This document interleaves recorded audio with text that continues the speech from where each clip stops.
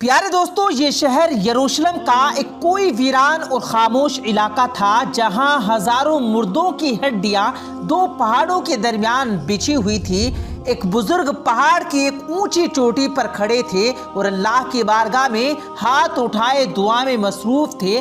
ہر مخلوق اس منظر کو حیرت زدہ ہو کر دیکھ رہی تھی کہ اچانک ہواؤں میں خنکی بڑھنے لگی اور میدان میں بکھری ہڈیاں حرکت میں آ گئی۔ ان بوسیدہ ہڈیوں میں گویا جان آ گئی اور وہ آپس میں جڑنے لگی۔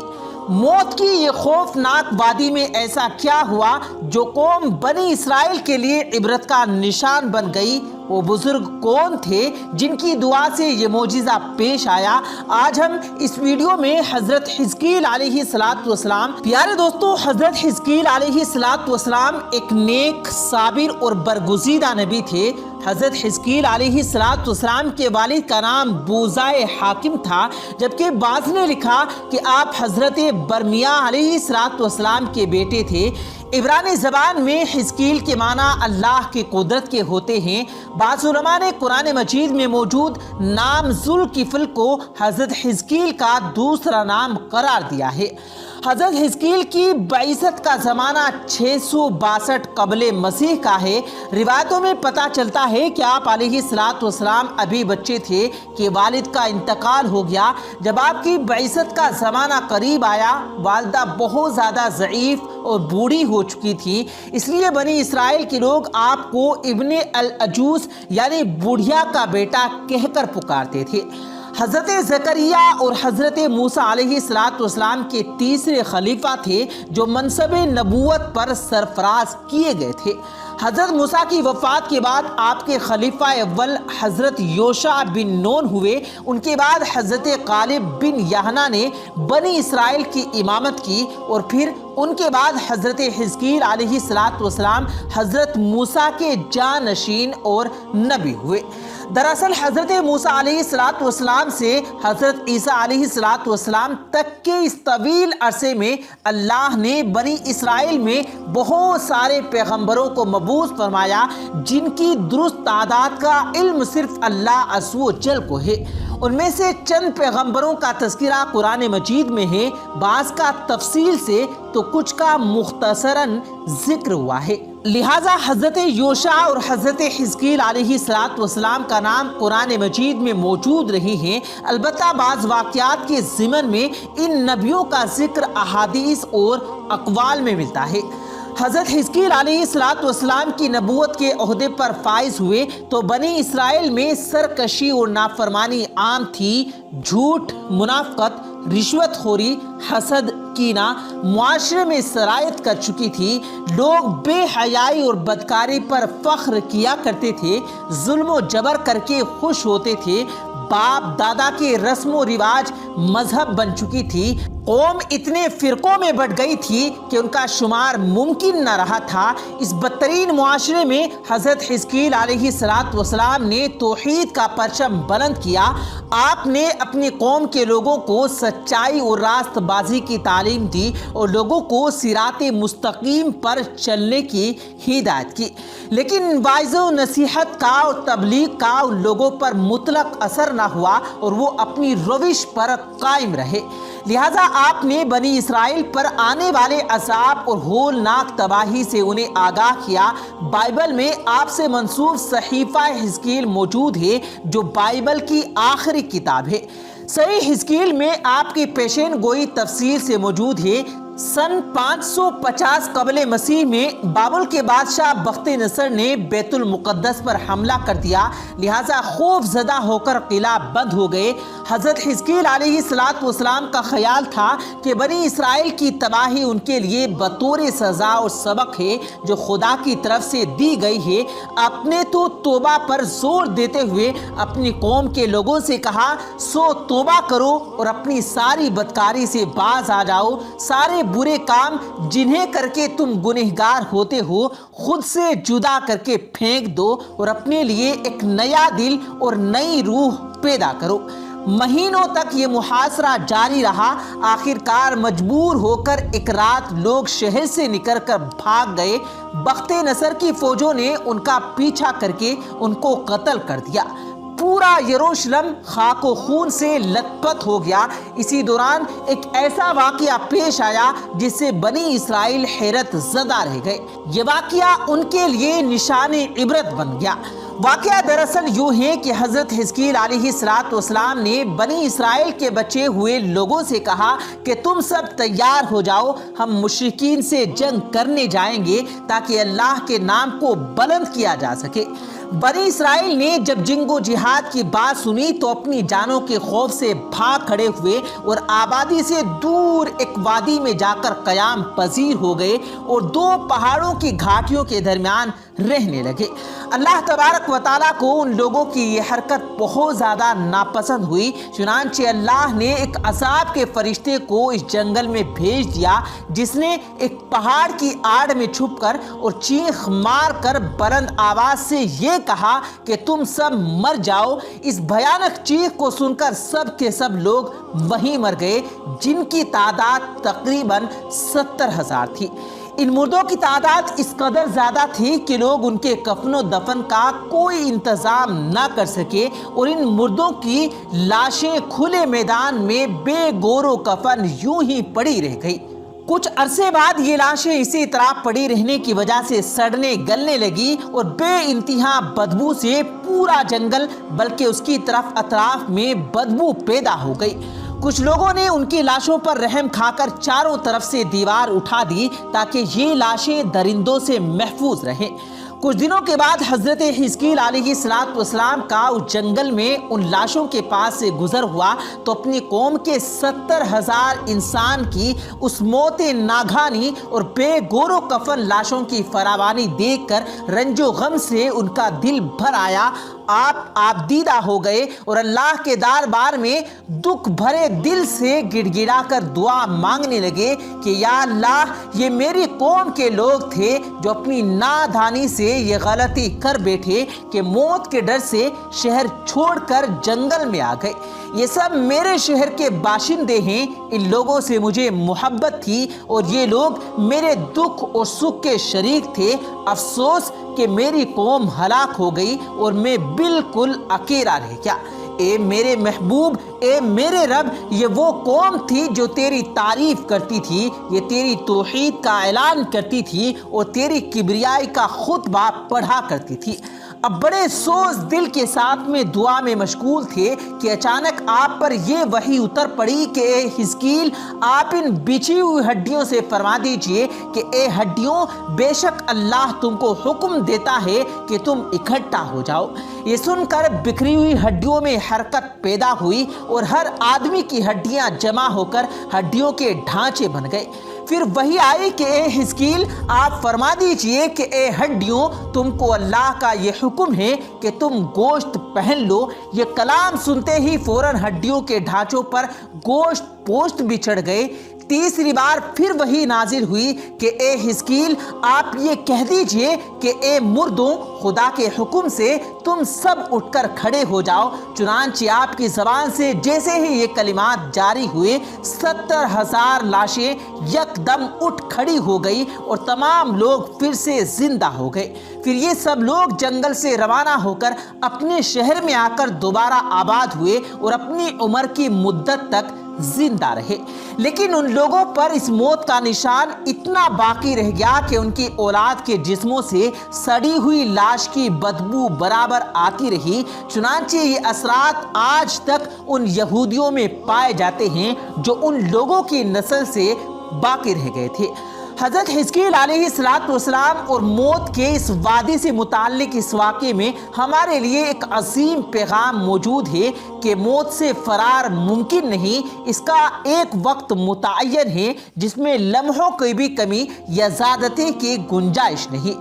جیسا کہ اللہ تبارک و تعالیٰ نے فرمایا کہ ہر جاندار کو موت کا مزہ ضرور چکھنا ہے۔ موت و حیات تقدیر الہی کے تابع ہے اور تقدیر الہی کے مقابلے میں کوئی تدبیر کارگر نہیں ہو سکتی۔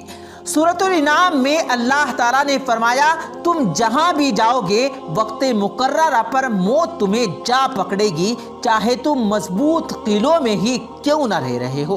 प्यारे दोस्तों, मरते वक्त इंसान सब भूल जाता है, लेकिन ऐसी दो हस्तियां हैं जिसे इंसान मरते वक्त हरगिज नहीं भूलता। वो कौन सी दो हस्तियां हैं, आज की वीडियो में आपको तफसील से बताएंगे। प्यारे दोस्तों, आम तौर पर यह तस्वुर किया जाता है कि जिंदगी के आखिरी लम्हात में एक जंग सी चल रही होती है। इंतकाल करने वाले शख्स का चेहरा देखकर यूं लगता है जैसे वो सो रहा हो। चेहरे पर बहुत आम तासुरात होते हैं। ऐसा लगता है कि मौत का अमल आखिरी सांस लेने से एक हफ्ता पहले ही शुरू हो जाता है। इस दौरान सेहत मुतासिर होने लगती है, जिस्म कमज़ोर पड़ने लगता है, चलने में दुश्वारी पेश आने लगती है और गुनूदगी तारी हो जाती है। आखिरी लम्हात में खाना पीना मुश्किल होने लगता है और किसी शख्स में ताकत नहीं कि खुदा के हुक्म के बगैर मर जाए। उसने मौत का वक्त मुकर्रर करके लिख रखा है और जो शख्स दुनिया में अपने अमाल का बदला चाहे उसको हम यही बदला दे देंगे। जो आखिरत में तालिबे सवाब हो उसको वहाँ अज्र अता किया जाएगा और हम शुक्रगुजारों को अनकरीब बहुत अच्छा सिला देंगे।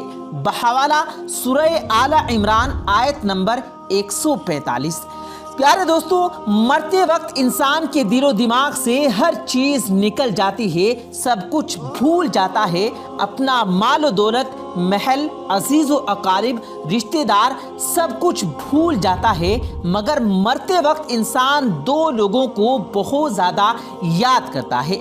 दो लोग वो हरगिज़ नहीं भूलता। उनको सामने बिठा के चीखने की कोशिश करता है, उनके गम में रोने की कोशिश करता है, मगर रो नहीं पाता। हज़रत मौलाना जलालुद्दीन रूमी रहमतुल्लाह अलैह फरमाते हैं, मेरे मोहल्ले में एक शख्स जिंदगी भर मौत की जंग लड़ रहा था, मरने वाला था, मौत के बिल्कुल करीब था। लोग मेरे पास आए, बोले हजरत हमारा एक शख्स मरने वाला है, आप आएँ उन्हें कलमा पढ़ने की तलकीन करें, कुरान मजीद पढ़ने की तलकीन करें। हजरत मौलाना जलालुद्दीन रूमी रहमतुल्लाह अलैह फरमाते हैं, मैं उस मरने वाले के पास पहुंच गया, उसके करीब बैठ गया। आसपास में उसके दोस्त, रिश्तेदार, अजीज़ व अकारिब बैठे हुए हैं। अब उस मरने वाले की आंखें छत पर लगी हुई हैं, कुछ सोच रहा है। अल्लाह ने उसे बोलने की तौफीक दी। वो रोकर कहने लगा, मेरे बच्चे कहाँ हैं? उसको न कमाया हुआ माल याद आया, न दौलत याद आई, न अजीज़ व अकारिब, न दोस्त रिश्तेदार, यहाँ तक कि उसे माँ बाप भी याद ना आए। बस वो कहता है, मेरे बच्चे कहाँ हैं? बच्चे दौड़ कर आए, साथ में बैठ गए। फिर कहता है, मेरी बीवी कहाँ है? बीवी दौड़ कर आई और साथ में बैठ गई। अब कहता है, तुम्हें देखकर मेरा दिल रो रहा है, सोच रहा हूँ कि मेरे मर जाने के बाद मेरे बच्चों का क्या बनेगा। इंसान जब मरते वक्त बच्चों को देखता है, अल्लाह ताला जब उसे देखने की तौफीक देता है, हिम्मत देता है, जो अब आखिरी बार बच्चों को देखता है, तो वो ये भूल जाता है कि मेरे मरने के बाद क्या बनेगा। ये सोचता है कि मेरे मरने के बाद मेरी औलाद का क्या बनेगा। मेरे मरने के बाद पता नहीं मेरे इन बच्चों का मेरी तरह कोई ख्याल रखेगा या नहीं। उसकी आंखें रो रही हैं। बीवी को नसीहत करने लगा, मैं तो दुनिया छोड़ के जा रहा हूँ, मुझ पे एक एहसान कीजिएगा कि मेरे इन बच्चों को कुरान मजीद की तालीम ज़रूर दीजिएगा। उनके मुँह से निकला अल्लाह का नाम मेरी कब्र को रोशन कर देगा, मुझे जहन्नुम की आग से, अल्लाह के अजाब से दूर कर देगा। इनको दीन की तालीम देना। एक वाक़या मुलाहिज़ा फरमाएं, हज़रत सैयदना मूसा अलैहिस्सलातु वस्सलाम का एक कब्रिस्तान से गुज़र हुआ। आप अलैहिस्सलातु वस्सलाम ने देखा कब्रिस्तान की एक कब्र के अंदर मुर्दे को दर्दनाक अजाब दिया जा रहा है। मुर्दा अजाब में मुब्तला है। उसकी कब्र जहन्नुम के गड्ढों में से एक गड्ढा बनी हुई है। मुर्दा अजाब में मुब्तला है, चीखों पुकार कर रहा है। हज़रत सैयदना मूसा अलैहिस्सलातु वस्सलाम आगे चले गए। काम करने के बाद वापसी जब उसी रास्ते से गुजर हुआ, आपने देखा वही जहन्नुम में चलने वाला शख्स जिसकी कब्र में अजाब दिया जा रहा था, अब वो शख्स जन्नत में टहल रहा है। उसकी कब्र जन्नत का बाग बनी हुई है। آپ अलैहिस्सलाम ने दोनों हाथ उठाए, अर्ज की, ए मेरे मौला, थोड़ी देर पहले मैं यहाँ से गुजर रहा था, यही कब्र जहन्नुम के गढ़ों में से एक गढ़ा बनी हुई थी, और अब थोड़ी देर के बाद ये जन्नत के बागों में से एक बाग कैसे बन गई। अल्लाह ने फरमाया, मूसा, ये शख्स जब मरा था, मरने से पहले अपनी बीवी को हामला छोड़कर मरा था। बीवी का एक बेटा पैदा हुआ, बच्चा आज छोटा कल बड़ा, थोड़ा सा और बड़ा हुआ तो उसकी बीवी बच्चे को मस्जिद में भेजा। मुअल्लिम साहब ने उसके बच्चे को बिस्मिल्लाहिर्रहमानिर्रहीम पढ़ाई। जब उसके बच्चे ने बिस्मिल्लाह पढ़ी तो मूसा, मुझे हया आ गई कि इसका बच्चा मेरा नाम ले और मैं अपना नाम लेने वाले बच्चे के बाप को जहन्नुम में डालूं। ये मेरी रहमत गवारा नहीं करती। इसलिए हमें चाहिए कि अपने बच्चों को कुरान मजीद की तालीम दें। प्यारे दोस्तों, अगर आप चाहते हैं कि आपकी कब्रें रोशन हों, अजाब आपके करीब बिल्कुल न आए, तो अपने बच्चों को कुरान मजीद की तालीम दें। हज़रत मौलाना जलालुद्दीन रूमी रहमतुल्लाह अलैह फरमाते हैं कि वो शख्स तौबा करता करता ये कहता कहता कि मेरे बच्चों को कुरान मजीद की तालीम देना, एकदम उसकी ज़बान लड़खड़ाने लगी, उसका बदन कांपने लगा, मौत का फरिश्ता आ गया रूह निकालने के लिए। फरमाते हैं जब इंसान की रूह निकलती है तो उसका मुंह खुल जाता है, दोनों होंठ एक दूसरे से जुदा हो जाते हैं। इंसान की रूह इंसान के पैरों से निकलती हुई ऊपर की तरफ आती है। जब दिल और फेफड़ों तक पहुंचती है तो ये वो लम्हा होता है, ये वो वक्त होता है कि जब इंसान की ज़िंदगी में पहली बार फरिश्ते और शैतान को देखता है। ये वो मरहला होता है जब इंसान के एक तरफ शैतान उसके गलत मशवरा दे डालता है और दूसरी तरफ उसकी ज़बान से उसके आमाल के मुताबिक अल्फाज निकलने लगते हैं। अगर इंसान नेक होता है, नमाजी होता है, इबादत गुजार होता है, तो फिर उसका दिमाग उसकी ज़बान को कलमा पढ़ने की तलकीन करता है, दरूद पढ़ने की तलकीन करता है। और अगर इंसान नेक नहीं होता तो फिर उसका जो दिमाग होता है वो अजीब सी हैबत का शिकार हो जाता है और इंसान शैतान के मशवरे को कबूल कर बैठता है। जब इंसान शैतान के मशवरे को कबूल कर बैठ जाता है फिर कोशिश करता है कलमा पढ़ने की, लेकिन दोस्तों नहीं पढ़ पाता।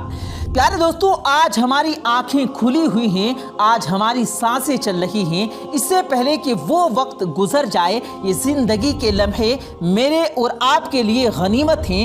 आखिरत के लिए कुछ इकट्ठा कर लें, मरने से पहले मरने की तैयारी कर लें, अपने कब्र को रोशन कर लें। मालूम नहीं फिर फुर्सत मिले ना मिले, मालूम नहीं फिर ये ज़िंदगी के लम्हे मिले ना मिले। अरे दोस्तों, इंसानी तारीख की सबसे तेज़ रफ्तार सवारी क्या हो सकती है? घोड़ा, मोटरसाइकिल, कार या फिर जहाज। लेकिन आज से 1400 साल पहले एक ऐसी भी सवारी मौजूद थी जिसकी रफ्तार बिजली की मानिंद थी और इस बिजली जैसी तेज़ रफ्तार सवारी का नाम बुर्राक था। वो सवारी जिस पर बैठकर नबी दो जहां जनाबे सरवर कौनैन सल्लल्लाहु अलैहि वसल्लम सफ़रे मेराज पर गए। बुराक की खुसूसियात क्या थी और जब नबी करीम सल्लल्लाहु अलैहि वसल्लम उस पर सवार होने लगे तो वो बेलगाम क्यों हो गया? क्या बुराक को मॉडर्न साइंसी उलूम से एक्सप्लेन करना मुमकिन है? वाक़या मेराज तारीख़ इंसानी का एक ऐसा हैरत अंगेज़ और अनोखा वाक़या है जिसकी तफसीलात पर इंसानी अक़ल हैरान रह जाती है। अगर अंबिया किराम अलैहिस्सलातु वस्सलाम की तारीख को देखा जाए तो मालूम होता है कि अल्लाह ताला ने अपने बरगुज़ीदा रसूलों और नबियों के हाथों से मुख्तलिफ मोजिज़ात ज़ाहिर किए। हर नबी को अपने अहद ज़माने और इलाके के मुताबिक मोजिज़ात से नवाजा गया ताकि उनकी उम्मतों पर हक बात ज़ाहिर हो जाए। मतलब हज़रत मूसा अलैहिस्सलातु वस्सलाम की उम्मत चूँकि जादू में कमाल लगती थी, इसलिए अल्लाह ताला ने भी अपने नबी को जादू के उन कमालात का तोड़ करने के लिए मोजिज़ात अता किए थे। इसी तरह हज़रत ईसा अलैहिस्सलातु वस्सलाम के दौर में तिब का बड़ा चर्चा था, लिहाजा हज़रत ईसा अलैहिस्सलातु वस्सलाम कोढ़ के मरीज़ों, अंधों, यहाँ तक के मुर्दों को भी जिंदा कर देने की कुदरत से फैज़याब थे। جب خاتم الانبیاء جناب سرور کونین صلی اللہ علیہ وآلہ وسلم اس دنیا میں تشریف لائے تو اللہ تعالیٰ کو معلوم تھا کہ امت محمدیہ چاند پر قدم رکھے گی اور ستاروں پر کمند ڈالے گی، لہٰذا اللہ نے اپنے محبوب کو ٹائم اینڈ اسپیس کے اصولوں اور وسعتوں سے نکل کر اپنے قرب کا اعزاز بخشا، جس کا گمان بھی عقل انسانی میں نہیں آ سکتا تھا۔ تمام انبیاء کرام کے معجزات ایک طرف اور رسول کریم صلی اللہ علیہ وآلہ وسلم کا معجزہ معراج ایک طرف، تمام معجزات مل کر بھی اس معجزہ معراج کے درجے کو نہیں پہنچ سکتے۔ واقعہ معراج ہجرت سے 1 یا 2 سال پہلے پیش آیا۔ اس وقت ہمارے پیارے نبی صلی اللہ علیہ وآلہ وسلم کی عمر مبارک 52 سال تھی اور یہ 27 رجب کی رات کا واقعہ تھا، لہٰذا حضرت مالک بن ساسا رضی اللہ تعالیٰ عنہ سے مروی ہے کہ خود رسول کریم صلی اللہ علیہ وآلہ وسلم نے فرمایا کہ میں نیند اور بیداری کی درمیانی کیفیت میں تھا جب میرے پاس ایک فرشتہ آیا، اس نے میرا سینہ چیر کر میرے دل کو نکال کر غسل دیا اور اسے دوبارہ اندر رکھ دیا۔ پھر ایک سواری لائی گئی جو کھچر سے چھوٹی اور گوشت دراز سے بڑی تھی، اس کا رنگ سفید تھا اور اسے براق کہا جاتا تھا، بس مجھے اس پر سوار کرایا گیا۔ روایت ہے کہ جناب سرور کونین صلی اللہ علیہ وآلہ وسلم براق پر سوار ہو کر بیت المقدس پہنچے تو براق سے نیچے اترے اور اس کے لگام کو اس ستون کے ساتھ باندھ دیا جس کے ساتھ انبیاء کرام نے اپنی سواریوں کے لگام باندھے ہوئے تھے۔ اس کے بعد نبی کریم صلی اللہ علیہ وآلہ وسلم مسجد اقصی میں داخل ہو گئے۔ مسجد اقصی میں حضرت آدم علیہ السلام سے لے کر حضرت عیسیٰ علیہ السلام تک پیدا ہونے والے تمام انبیاء کرام آپ کے منتظر تھے، لہٰذا آپ صلی اللہ علیہ وآلہ وسلم وہاں تشریف لائے اور تمام نبیوں کی امامت کی اور نماز عشاء کی نماز سے فارغ ہونے کے بعد آپ دوبارہ براق پر سوار ہو کر آسمانی سفر پر روانہ ہو گئے۔ حضور صلی اللہ علیہ وآلہ وسلم نے براق پر سوار ہو کر 7 آسمانوں کا سفر کیا، جہاں کچھ انبیاء کرام سے آپ کی ملاقات بھی ہوئی۔ پھر حضرت جبرائیل امین نے آپ کو جنت اور دوزخ کے کچھ منظر دکھائے اور پھر آپ اس سفر میں کائنات کی آخری حد سے بھی باہر سدرۃ المنتہا تک پہنچے، جہاں آپ اللہ تعالیٰ سے ہم کلام ہوئے۔ امت محمدیہ کے لیے روزانہ 5 نمازیں فرض کی گئی، شرک کے سوا تمام گناہوں کی معافی کا امکان بتایا گیا اور سورہ بقرہ کی آخری 2 آیات آپ کو تعلیم فرمائی گئی۔ اس سفر کے بعد واپسی پر حضور صلی اللہ علیہ وآلہ وسلم اپنے مکان پر کچھ اس حالت میں پہنچے کہ روایات کے مطابق ابھی آپ کے گھر کی کنڈی ہل رہی تھی اور آپ کے وضو کا پانی ابھی تک آپ کے جسم مبارک سے ٹپک رہا تھا۔ معراج کے اس واقعے کو اللہ تعالیٰ نے انتہائی تفصیل کے ساتھ قرآن مجید میں یوں بیان کیا: پاک ہے وہ ذات جس نے راتوں رات اپنے بندے کو مسجد حرام سے مسجد اقصی تک سیر کروائی، جس کے آس پاس ہم نے برکت رکھی ہے تاکہ ہم اسے اپنی کچھ نشانیاں دکھائیں، بے شک وہ سننے والا اور دیکھنے والا ہے۔ معراج کی اس عظیم سفر میں رسول کریم صلی اللہ علیہ وآلہ وسلم جس سواری پر سوار ہوئے تھے اسے براق کہا جاتا ہے۔ اب سوال یہ پیدا ہوتا ہے کہ براق کیا تھا؟ کیا یہ کوئی ایسی مخلوق تھی جو اس دنیا میں پائی جاتی ہے؟ علماء اور مفسرین کے مطابق براق اصل میں لفظ برق سے نکلا ہے، برق چمک کو کہتے ہیں، لہٰذا رسول کریم صلی اللہ علیہ وآلہ وسلم کی سواری کے لیے جو چیز پیش کی گئی تھی وہ انتہائی سفید، چمکدار اور روشن تھی، جس سے اس کا نام براق پڑ گیا۔ یہ بھی کہا گیا ہے کہ برق کو اس لیے براق کہا جاتا ہے، وہ برق یعنی بجلی کے مانند اس کی رفتار ہے۔ روایتوں کے مطابق براق کھچر سے چھوٹا اور گدھے سے بڑا تھا، اور جہاں اس کی حد نگاہ پڑتی تھی وہاں اس کا قدم پڑتا تھا، علماء کے ذہن میں یہ سوال بھی پیدا ہوا کہ اللہ نے حضور صلی اللہ علیہ وسلم کی سواری کے لیے براق کا ہی انتخاب کیوں کیا، جبکہ وہ اس بات پر بھی قادر ہے کہ بغیر کسی سواری کے آپ کو سفر کے تمام مراحل طے کروا دیتا۔ لہٰذا فتح الباری کے مصنف حافظ ابن حجر نے اس میں لکھا کہ اسرا اور معراج کے سفر میں سواری کے چناؤ میں بڑی حکمت ہے، حالانکہ اللہ اس بات پر بھی قادر تھا کہ اپنے نبی کے لیے زمین کو سکیڑ دیتا، لیکن اللہ نے اپنے نبی کے لیے سواری کا انتظام اس لیے کیا تاکہ اللہ کے رسول انسیت و مانوسیت ہو، کیونکہ بادشاہ جب اپنے مقربین کو اپنے دربار میں بلاتا ہے تو اس کے لیے سواری کا انتظام کرتا ہے، سواری روانہ کرتا ہے۔ کچھ علماء براق کو ایک جنتی جانور قرار دیتے ہیں جو خصوصاً معراج کی رات کو ہی حضور صلی اللہ علیہ وسلم کی سواری کے لیے اس زمین پر اتارا گیا تھا۔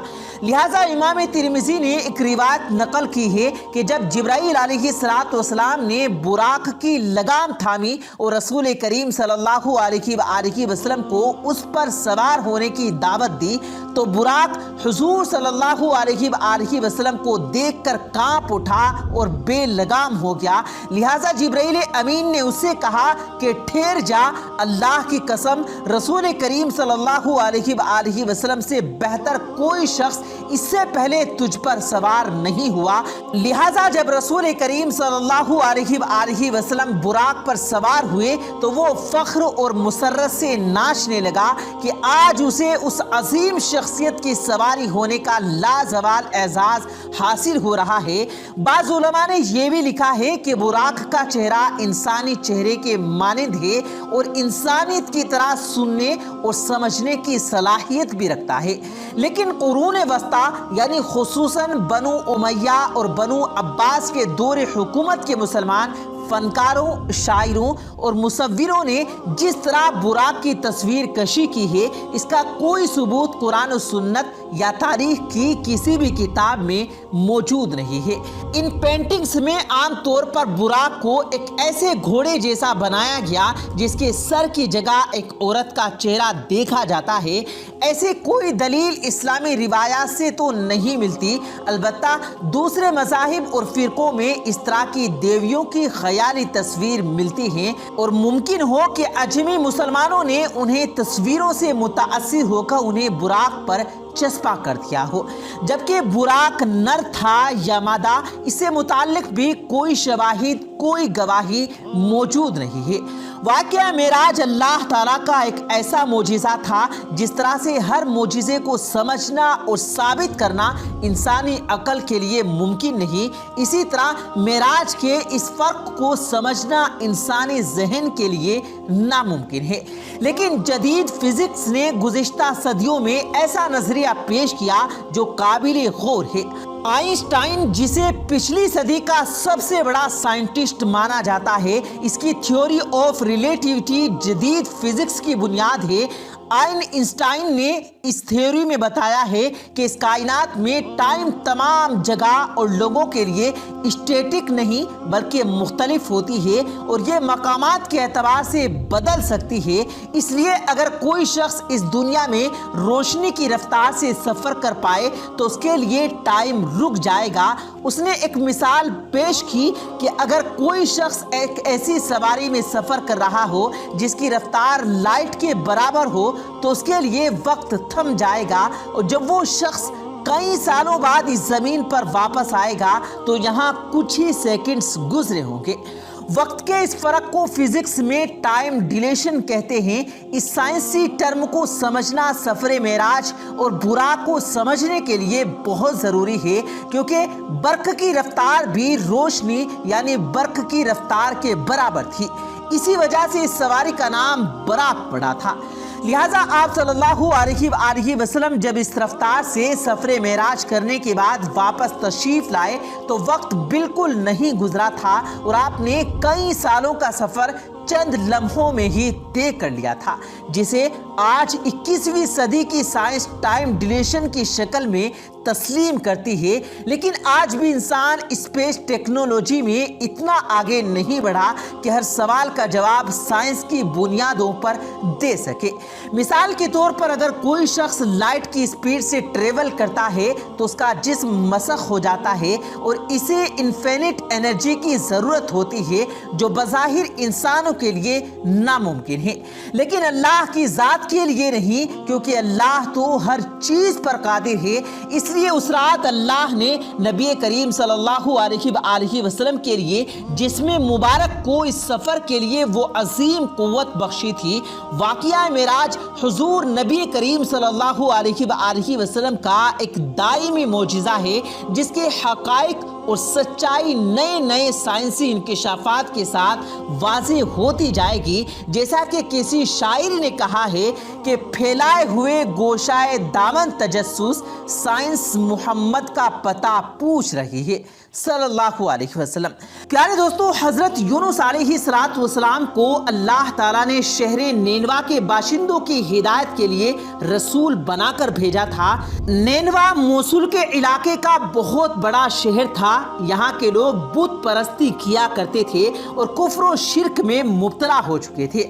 حضرت یونس علیہ السلام نے انہیں ایمان لانے اور بت پرستی چھوڑنے کا حکم دیا، مگر ان لوگوں نے اپنی سرکشی اور تکبر کی وجہ سے اللہ کے رسول کو جھٹلا دیا اور ایمان لانے سے انکار کر دیا۔ حضرت یونس علیہ السلام نے انہیں خبر دی کہ تم لوگوں پر عنقریب عذاب آنے والا ہے۔ یہ سن کر شہر کے تمام لوگوں نے یہ مشورہ کیا کہ حضرت یونس علیہ السلام نے آج تک جو بات بولی ہے کبھی بھی جھوٹی نہیں بولی، اور یہ دیکھو کہ اگر یہ رات میں اس شہر میں رہے تو کوئی خطرہ نہیں، اگر انہوں نے رات اس شہر میں نہ گزاری تو یقین کر لینا چاہیے کہ ہم پر عذاب ضرور آئے گا۔